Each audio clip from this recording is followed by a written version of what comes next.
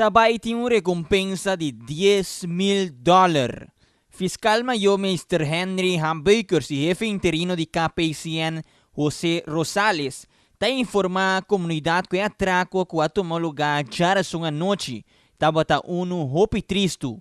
Chispa do indicação de quão sério é atraco aqui tabata por mencionar que durante o atraco mucha aqui ameaça com arma de candela.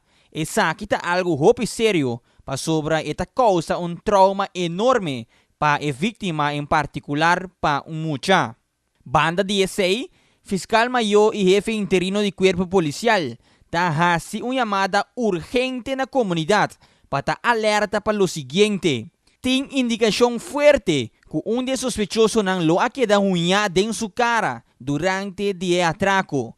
Qualquer pessoa que pora mira homem com unha fresco em sua cara, por favor toma contato com a polícia mais pronto na número de telefone 717-8000 ou na linha de tip anônimo que tá 717-7251. Para agora, essa aqui é a única descrição que por dona. Finalizando, para agora, fiscal maior e jefe interino de corpo policial tá volve garantizar a comunidade que está fazendo todo esforço para resolver o caso de atraco e tiroteio fatal aqui mais pronto possível para assim a comunidade por sentir-se mais seguro. Pero, nos ministério dança de comunidade para dar-nos tip. Em um caso sério aqui, fiscal maior está oferecendo recompensa de $10,000.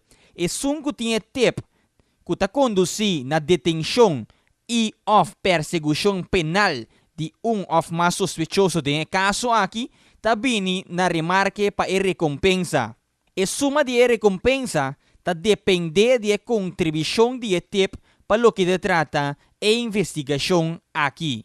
Pois, é que por dona e tip de ouro para assim aqui por conduzir na detenção ou perseguição penal de of mais sospechoso ng aqui, lo bini na remarque para a recompensa aqui.